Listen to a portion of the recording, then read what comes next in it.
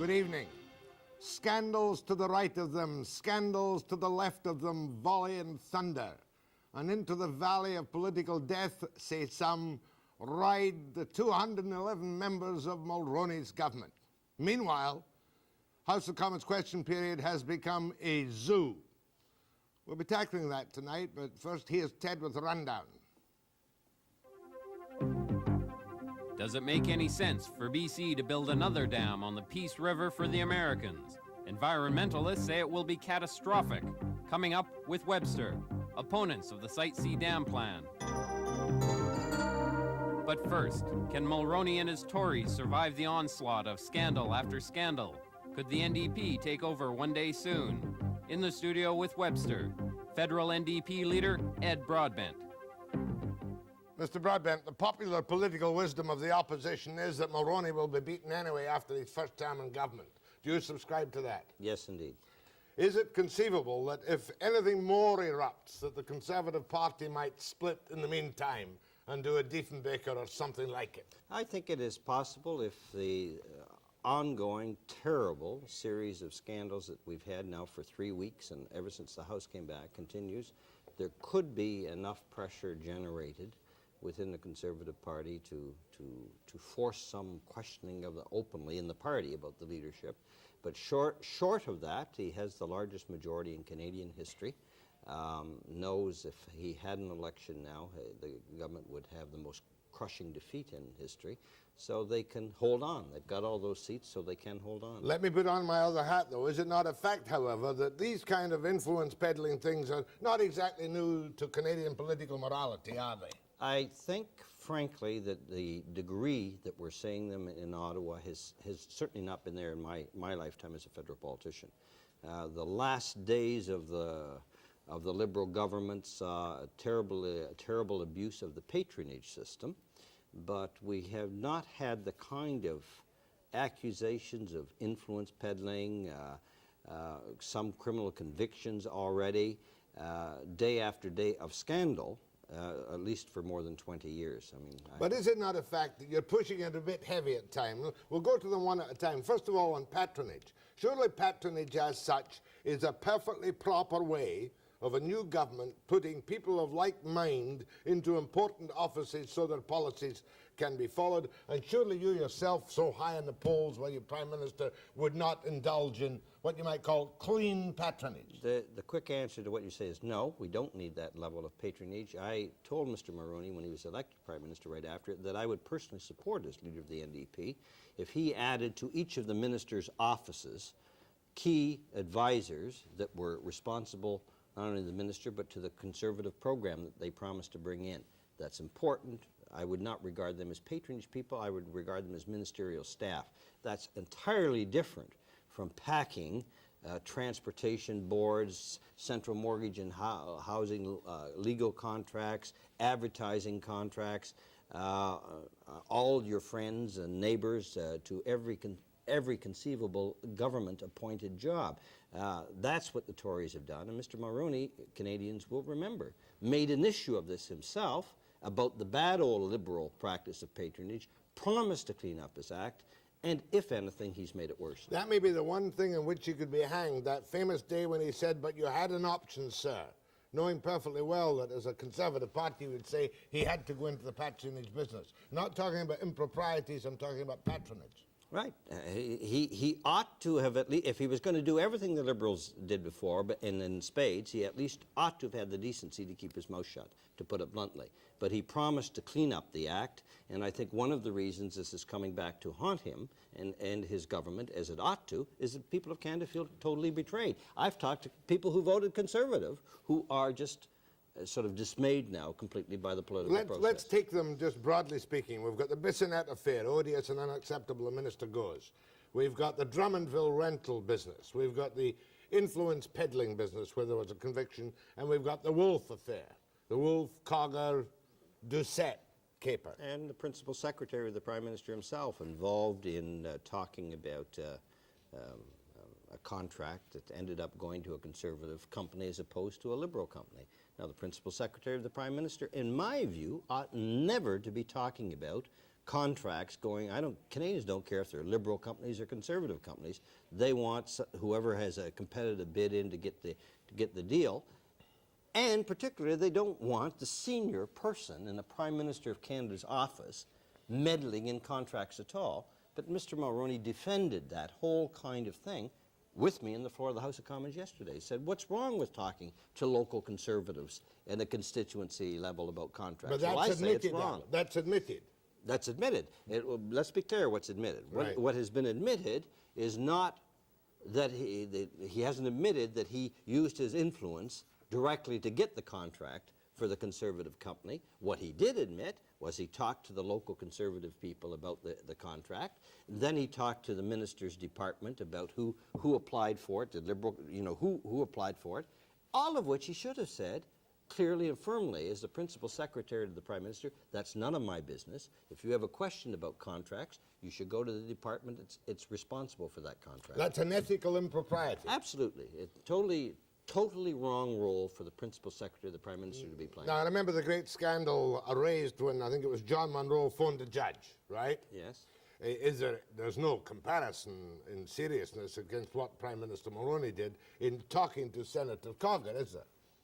No, I think that's a little more difficult to make criticism about. He had two friends subsequently in legal battles with each other, civil battles, not, as I understand, involving government contracts, and I think it may not be inappropriate if one of them called, if he's in a conversation with one friend who's in a dispute about another, and he says to him, well, I hope the hell, to put it frankly, you get this settled out of court.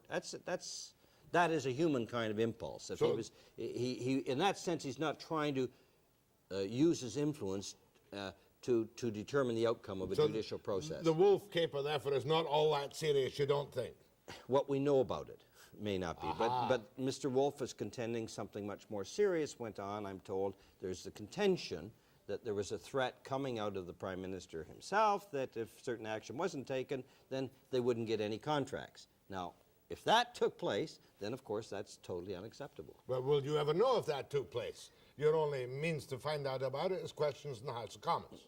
In this particular case, there may be subsequent legal action involving the suit between two Tories, including Mr. Wolfe himself, and so it is conceivable that something like this can come out in greater detail down the road. We'll talk about Bissonette and Cod in a minute, but first of all, there's the other one.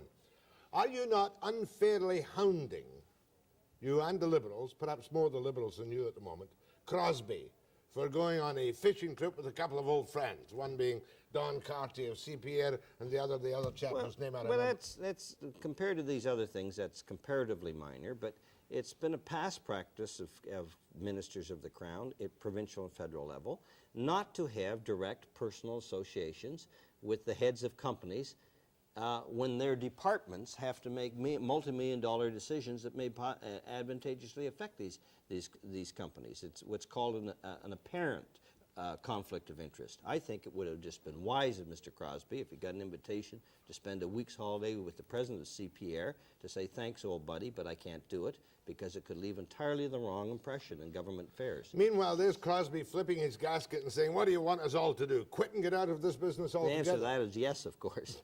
That brings me to the House of Commons, the question period. And we see, of course, the selected explosions in the House of Commons. The Prime Minister, the other, saying, if you think I'm going to fall over and play dead for a bunch of hacks after talking about Joe McCarthy, is there not a grave danger that the whole institution of Parliament is now suffering with widespread cynicism all across the country? Absolutely. I think that's the inevitable consequence. You have, for example, in British Columbia, about 25% of young people unemployed. We should be dealing with unemployment. We should be dealing about reforming the tax system, dealing about a whole range of public matters. And when we are day after day involved in these scandals, at some point, and I think we're there now, all people in public office, men and women, begin to look solid. Or an unsavory way, and it's not an enjoyable process. Cod, Bissonette, the polls, the splits in the NDP, East Central Canada. The splits in the... Yes, look, will you, just for once, get some good news out? We are now at 33% in public standing, the second highest party in Canada, the highest we've ever been.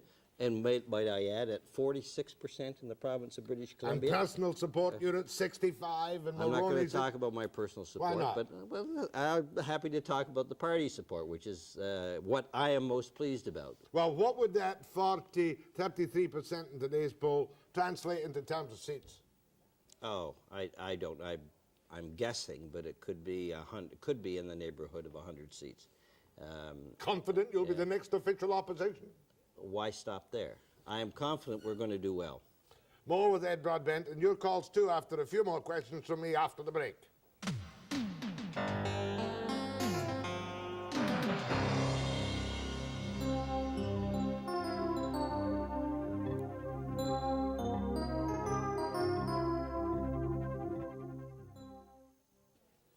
Did you give fulsome support, Mr. Broadbent, to Mr. Polly in Manitoba when they didn't get the CF-18?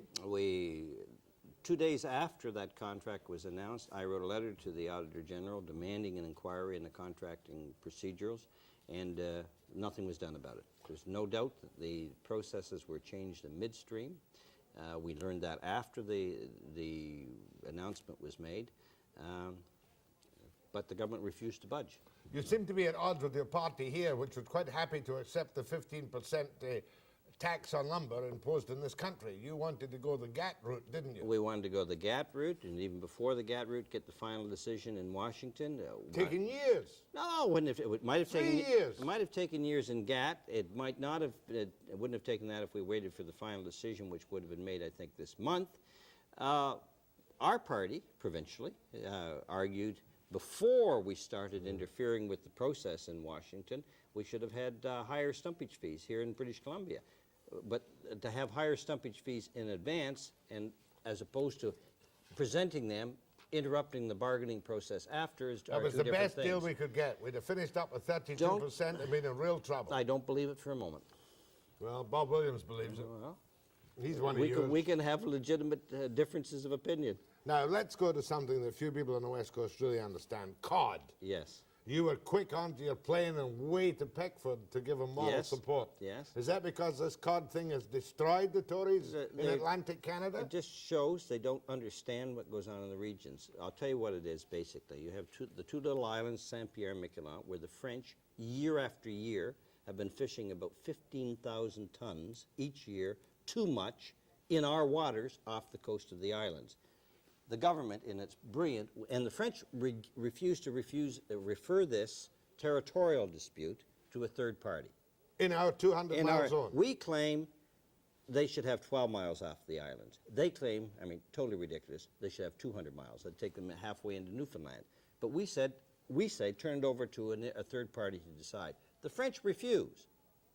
We'll have nothing to do with it. Continue to overfish our stock in the meantime. So this brilliant government in Ottawa we have says, all right, the French won't even negotiate that. So what we'll do then, we're going to give them an additional 15,000 tons up off the north shore of Newfoundland, where they have no fishing rights whatsoever now.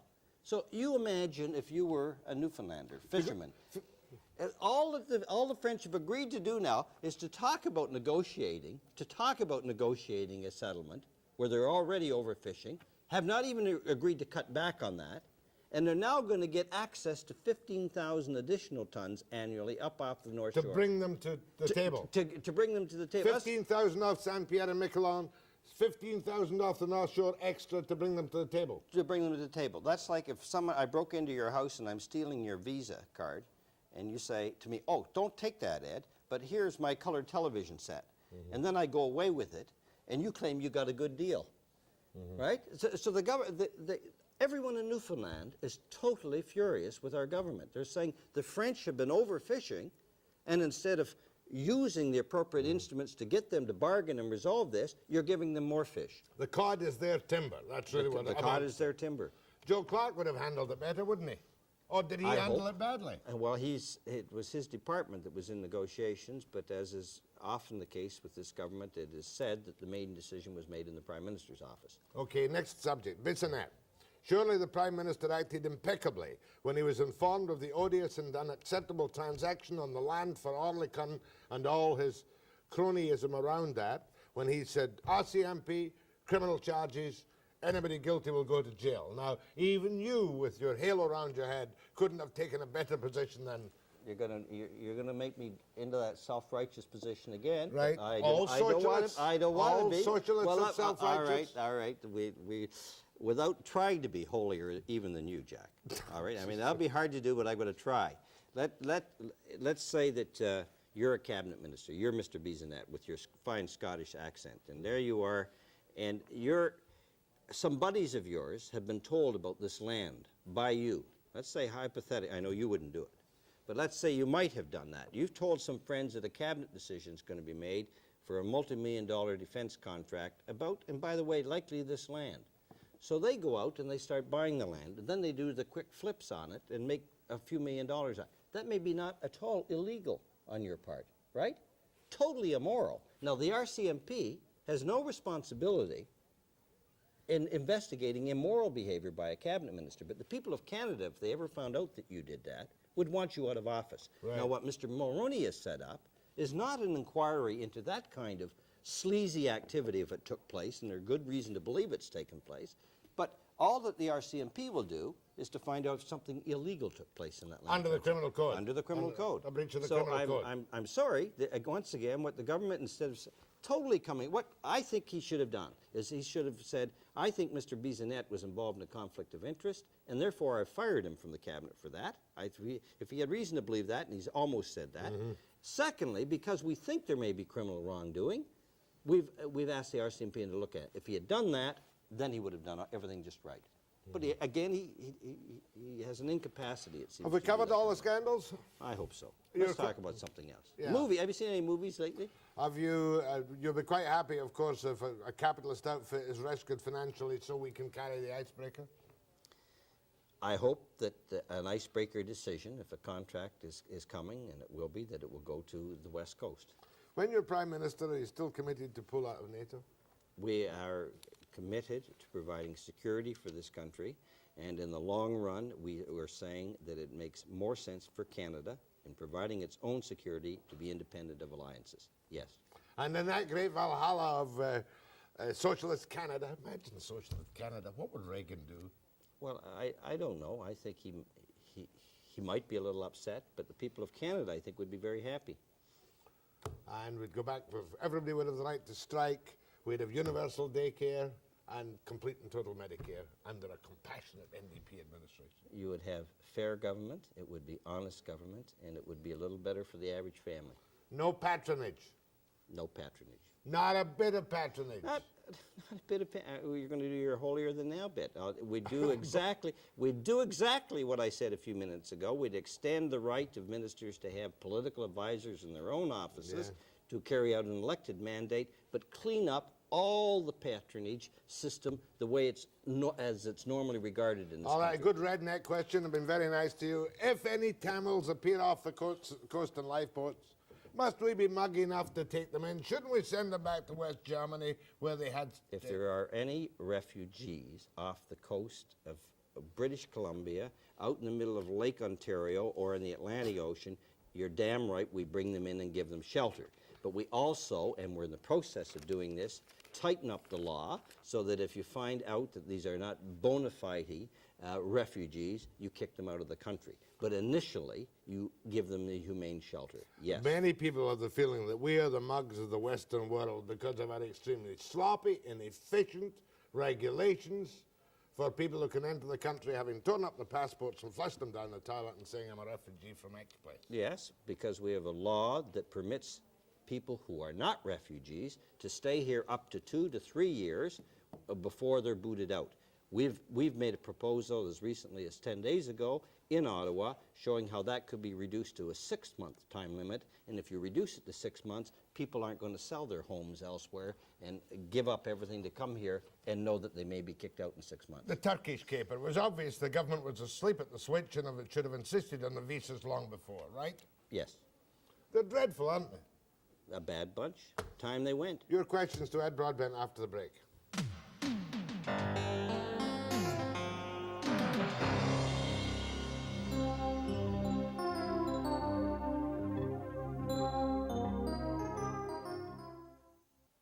One short question. The federal government, Michael Wilson, has disallowed the $400 million unit trust scheme for SkyTrain. Was he right or Yes, was he wrong? He was right. It was a loophole that was just going to benefit very wealthy investors. I'm told, he says, that he warned the provincial government here in advance about it, and they went ahead anyway. I think it could be said that if there was a loophole by which all the provinces could issue tax-free municipal bonds, the federal government would lose millions. Yes.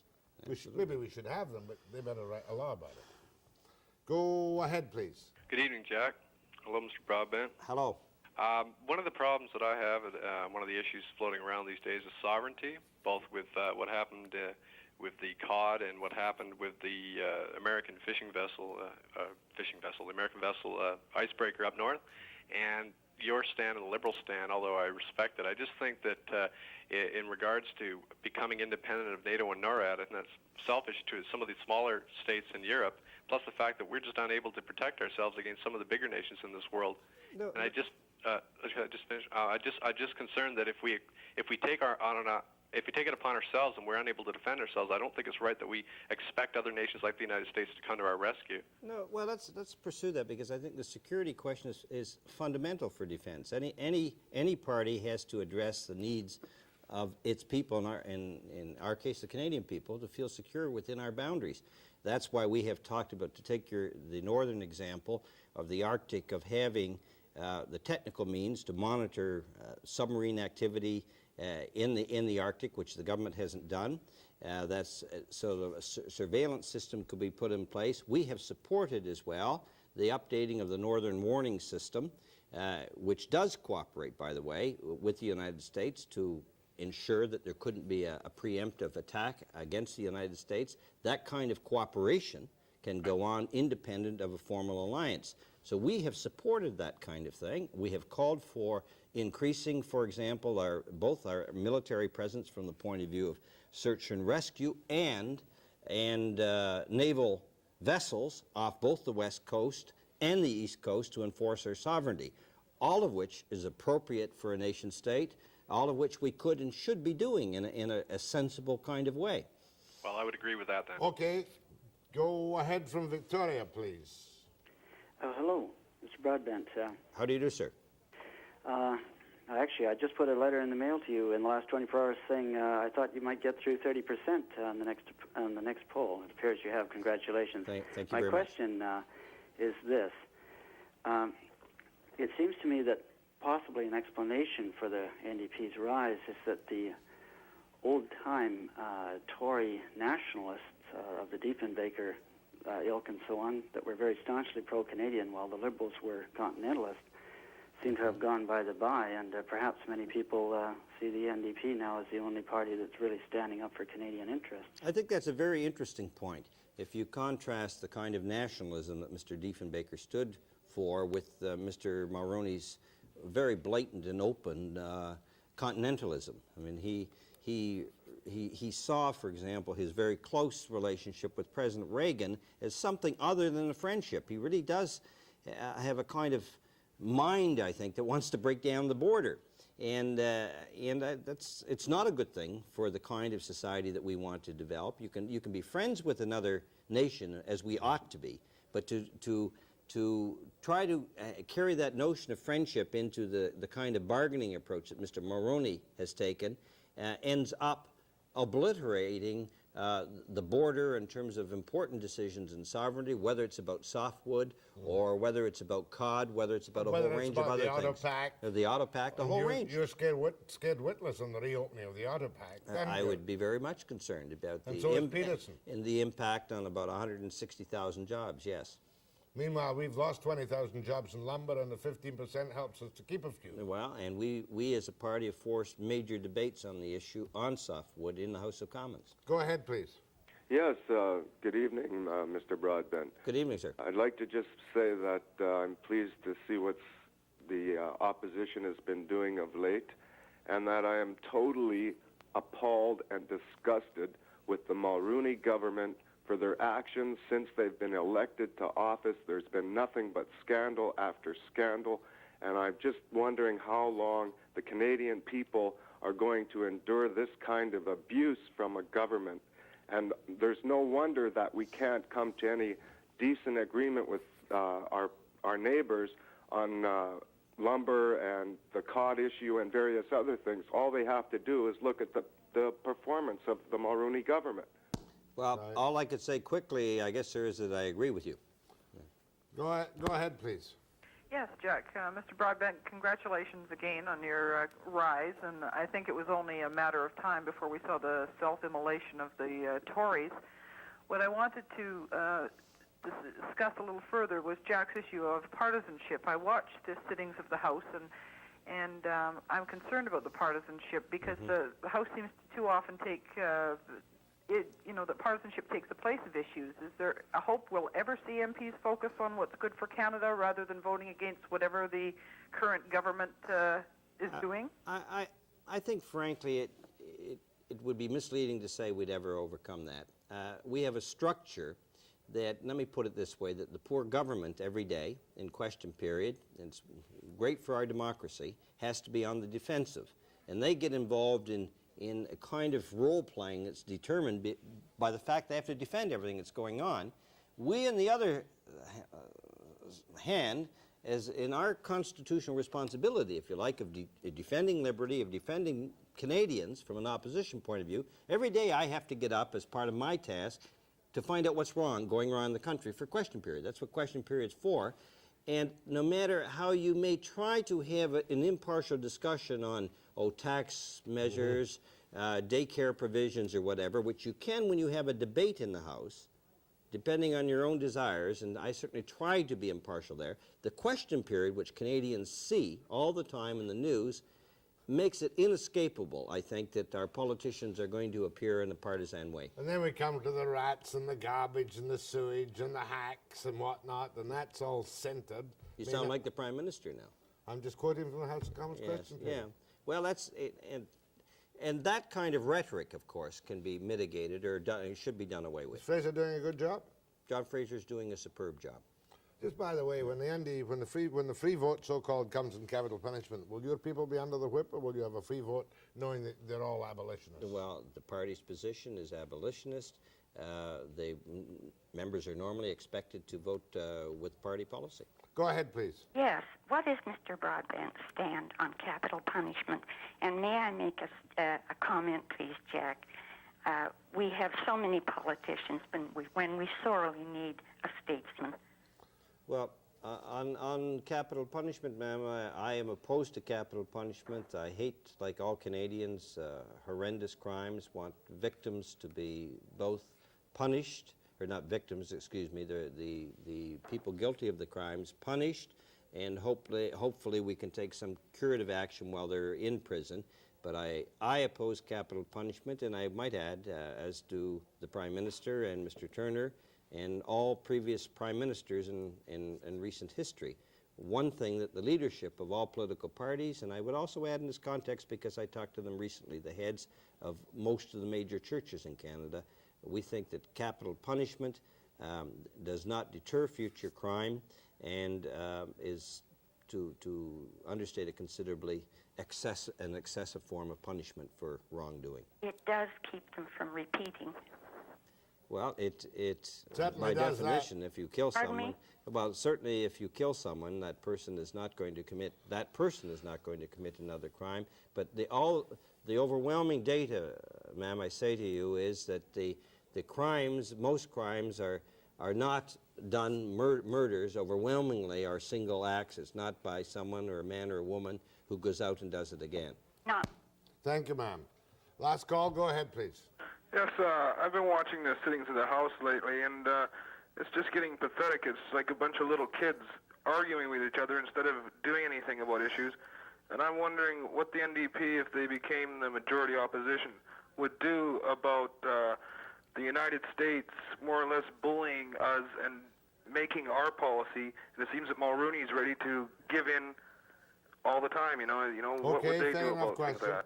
Well, I think that we would take a clear stand for Canadian interests without indulging in belligerent rhetoric. We would be much more willing to stand up for Canadian interests in virtually every region of the country than has Mr. Mulroney and his government But it's easy in one sense for me to say that, and I say it totally honestly, but the only way that you would have proof of that is to witness the performance. My thanks to Ed Broadbent, leader of the New Democratic Party and leader of the party in the House of Commons. Thanks, Ed. It's been a pleasure. I'll be back after the break.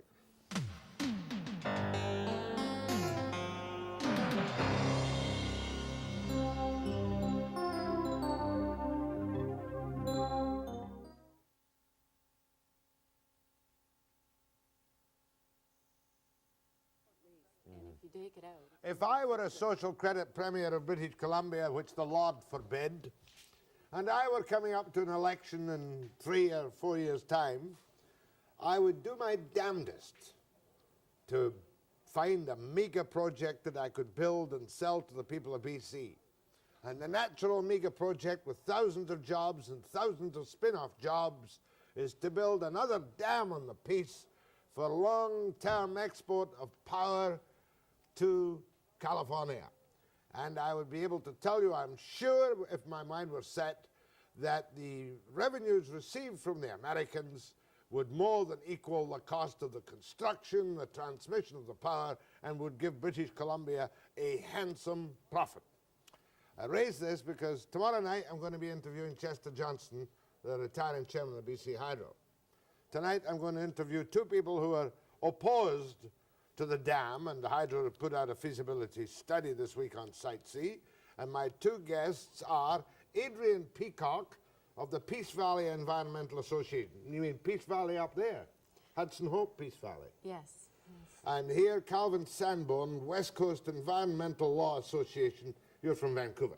I'm with the Vancouver wing, yes. Now, you must admit that my proposition about producing a mega project and convincing people that it could be done economically would be great for the economy of British Columbia.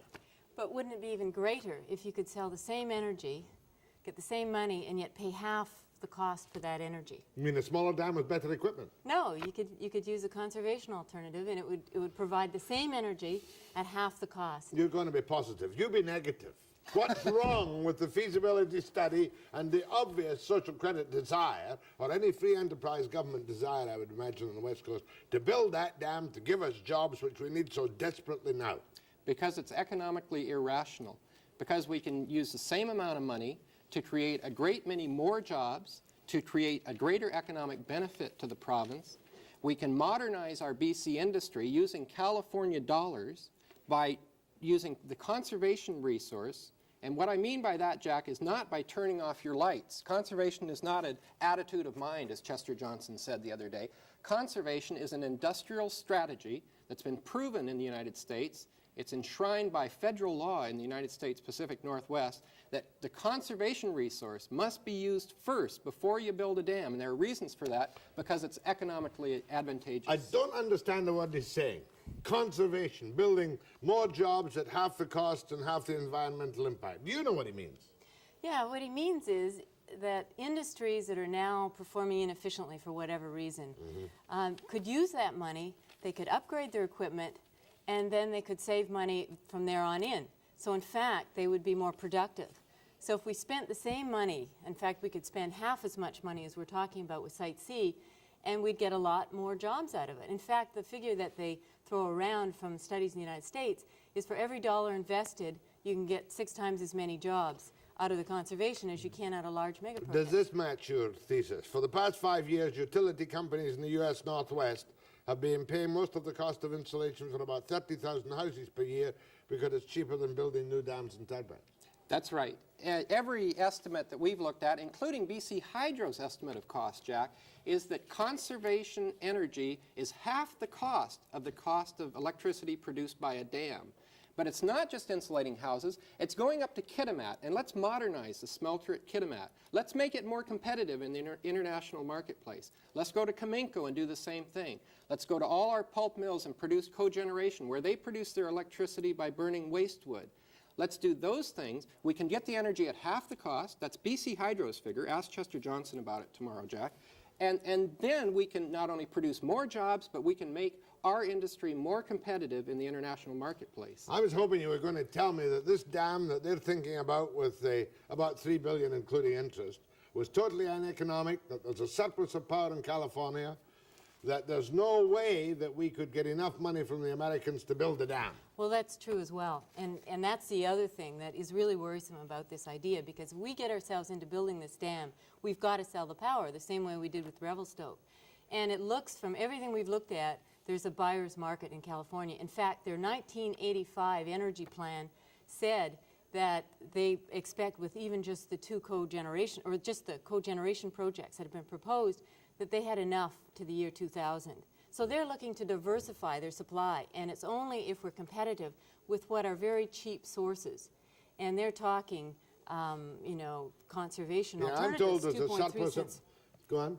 2.3 cents a kilowatt hour, and the cheapest that I've ever seen for Site C, and that's if you exclude all the impacts on the environment and the land, the expropriation and that sort of thing, is around 4 cents a kilowatt hour, and that's an optimistic figure. You mean the power coming out? The power coming out. out. I remember the Keith Henry report some time ago where it was 13 cents a kilowatt hour to construct and build the dam and get it to California, and the Americans would only pay about 7 cents Canadian. Am I wrong on that? Well, in fact, no. It depends on what you put in there. If you roll the whole system plan in, which is what BC Hydro likes to do, then it becomes a lot cheaper. But it's still an expensive project, and it's a wasteful project. And it seems really silly to me to build to a market that isn't there and then get into the position where we have to sell it for whatever price we can get. You see, the bottom line, Jack, is that the Californians want to do to us with electricity what the Japanese did to us with Northeast coal. They'd like us to produce another supply here so they can play us off against a whole lot of other energy suppliers. And we're just saying, let's not be economic suckers again. Well, I can get that point too, because what will the price of oil be in 7 or 8 years if this dam were built? That's right, and we have to do a long-term investment for a dam, and we can't predict. Hydro's projections of demand and supply have been horribly off. Totally off for many years now. So they tell us this will pay off if their forecasts are right, but how often does that happen? Yeah, I mean, the forecasts have been high for as long as they've been Could looked this at. be part of that old North American Water, NAWAPA? NAWAPA?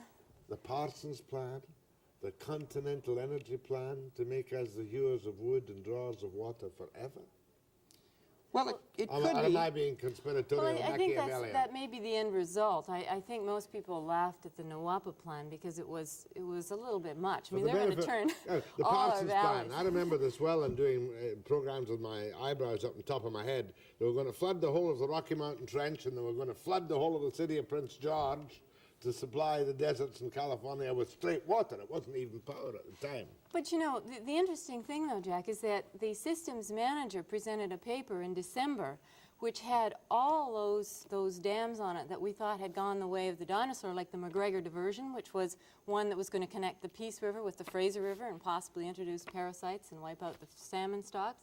Still on there. They were talking about they had Hat Creek still mentioned in there. They didn't even mention conservation. They didn't even, it didn't even dismiss it. I can understand it. You see, you've got Chester Johnson, BC Hydro, and all the rest of it, and the Premier says to them, can we go ahead with this scheme? And they're looking for a mega project. Your environmental alternatives would require immense planning, financial assistance to all these industries to update them, wouldn't it? Well, the other thing, you see, Jack, is that it would not lend itself to the empire that's been built at BC Hydro. You've got I thought it had been slashed to pieces. No, it's still quite evident there. They've got an engineering branch that has no other reason for existence if they're not building dams, Jack. And that's the advisor to the United States Senate Committee on Energy, Dr. Tussing, worked for Hydro as a consultant, and he came away saying that the problem with Hydro was that they were plant maximizers, not profit maximizers, that their reward was not for efficiency, but for the size of their system, and that the status of the managers depended on the size of the system. And what we're saying is, let's not work big, let's work smart on this thing. Let's do something that produces a lot more jobs at half the cost. Do you think you can sell your concept, or will the decision be made brutally either a dam for long-range sale or not? Well, I'd like to think that we're looking at a government that would be somewhat interested in efficiency. And if that's the case, then we can sell this concept. If that's not the case, if all they want is another mega project to get them elected next time, then I'm worried. Tell me, what do people in Hudson Hope think of this? Oh, well, it depends. Hudson's Hope, of course, is a hydro town, and so there are certainly some of those who are working for hydro that... but the locals don't really want it, would you tell me? Well, there's certainly landowners. I mean, the group that I worked for up there are absolutely opposed, and in fact, they have said that, and they said before, that they would require expropriation. Now, the Premier has said that we might even have private interests develop it. And how on earth are you going to expropriate people for private interest profit if he could ever find people so silly as to invest in something like that? Yeah, the other thing, Jack, you know, that the local people have seen is they've seen a couple dams go on the Peace River, and they've had a boom for 2 or 3 years, and after the boom, they've had motels that were boarded up, restaurants that were boarded up. The provincial taxpayer, you and I went in and we picked up the pieces for that collapse, and that was never shown on the ledger sheet of hydro. And we're saying, let's get out of this boom and bust economy, let's compete on the international marketplace, let's make the BC economy a modern economy. Well, don't know what kind of questions. We might get some calls from up north. Anyway, feel free to Adrienne Peacock of the Peace Valley Environmental Association and Calvin Sandborn, West Coast Environmental Law Association. After the break.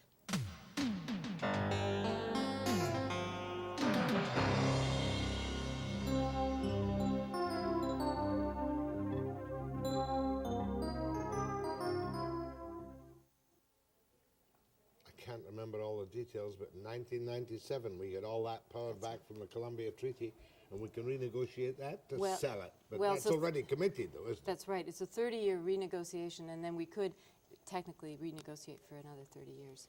Well, let's go to Ford's. Please. Go ahead, please.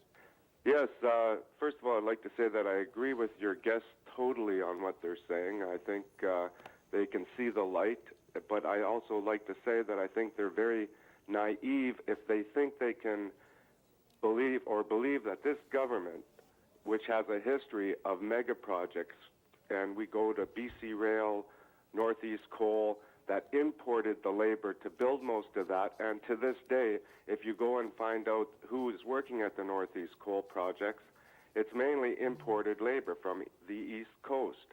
And it's unfortunate, but in the end result, I can pretty well say that this government will go ahead with another mega project at the expense of British Columbians. Thank you. Well, that's a kind of different angle. There was a lot of complaints about construction workers and Quintet and whatnot. Yeah, and I think that's a real concern because any studies that have looked at the economics on the local region or the effect on the local region of this have shown that, and these are mostly American studies, and they've shown that in fact there's a negative effect. And it's because of that we let the jobs go outside because we're importing all the machinery that we put into place there.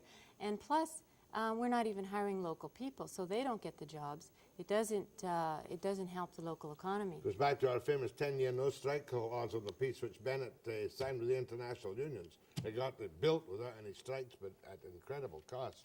Go ahead from Vernon. Oh, good evening. The question is this, sir. The Revelstoke Dam has just recently been completed. Cost billions. We're selling the power, the surplus power, it's costing us 11 cents a unit to make, and we're selling it for 5.5 cents.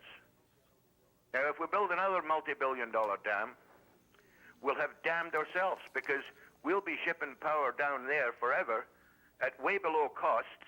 And if you want to start a business, that's the place to start it in Washington or Oregon, where you can get BC Power at a 65, 75, 300% less than what you're paying here. It's off-peak power, though, isn't it, Calvin?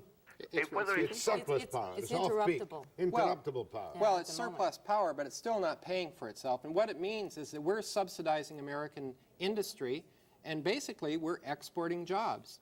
And the thing is that if the government is a group of hard-headed businessmen, and they do say that they are, hard-headed businessmen would look at this situation and they would say, let's go for the best deal. And I have a question for Chester Johnson and BC Hydro. Why is it that last year that they suspended their planned purchase conservation program when, by their own evidence in front of the Utilities Commission, that energy was 1/2 the cost of dam-created energy? Now, that is not the move of a hard-headed businessman. That is the move of an economic knave. They suspended their planned conservation program. That's right. They had a planned conservation program. They were looking at mining the conservation resource because they knew it was cheap. It was 1/2 the cost. Now, why is it that they suspended that program and now they're talking about building a more expensive dam? It makes no sense. And I might say that in 1982, they couldn't even give us a cost figure on conservation. When we examined it at the hearings, I participated in the Site C hearings, and they didn't even know how much it would save. And at that time, they were spending twice as much on advertising as they were in their conservation program. They've never had a conservation program where they have provided funds up front for people. It's always been a loan or payback situation. Now, is this guy right when he says that we're selling that interruptible power at half our cost? Yes, I've seen those figures. In fact, that was even more like, it's hard to get it out of hydro. I actually tried to ask Chester Johnson. You might ask him that too. Yeah, but there's no doubt at all, of course, that there's an incredible surplus of power both in California from the nuclear plants, from Bonneville and elsewhere. And most of their aluminum plants are closed down at the moment. Thank you, sir. Well, actually, you mentioned aluminum plants, Jack. That's a good point because Bonneville Power in Washington State, because of the emphasis on conservation, is paying their aluminum plants to insert very efficient smelters. And they're going to be knocking our aluminum plants out of the market if we don't get with it and modernize and make our plants more efficient. Bonneville Power is paying cash to the aluminum plants to subsidize them for more efficient smelters to use less power. That's right, and they're doing the same thing with one of the largest skyscrapers in Seattle. Bonneville Power is paying that skyscraper to install an efficient That's what you call system. environmental protection. Well, that's what I call smart planning. Go ahead, please. Yes, Mr. Webster. I worked on the original BC Hydro Dam. I lived up there. It took me almost a year to get a job there. All the workers were from out of the province, and a great many of them were from out of the country. A lot of the people out there don't trust hydro, but I have a question for both your guests. First of all, to Ms. Peacock, have there been any studies done about the negative economic impact due to the loss of jobs to the farmers and ranchers and the loss of productivity to the Bear Flats area if the dam goes in? And to Mr. Sandborn, what are the possibilities of a breach of trust action against hydro for, in effect, ignoring the Henry report and the possibility of action in the States by the Sierra Club and other people to prevent the environmental damage? Well, the Bear Flats, we had a lot of evidence during the Site C hearings about the impact that had on agriculture. I don't think people down here realize that is Class 1 climate and Class 1 soil up there. We could grow strawberries, we could grow sweet corn, we could grow all those warm climate vegetables and fruits. And in fact, there used to be a thriving vegetable industry up there, and it was cut off. Okay, that would be gone. You've got 20 seconds. Okay, first of all, yes, in the United States, they may be able to sue, Sierra Club could sue, and make sure that conservation was looked at first before they built a dam here in BC, because that is a U.S. federal law. The question is whether they could apply that to electricity generated here and Fair shipped enough. there. My feeling is that there'll be a big push on by the government to get this done. My thanks to Adrienne Peacock and to Calvin Sandborn. I'll be back after the break.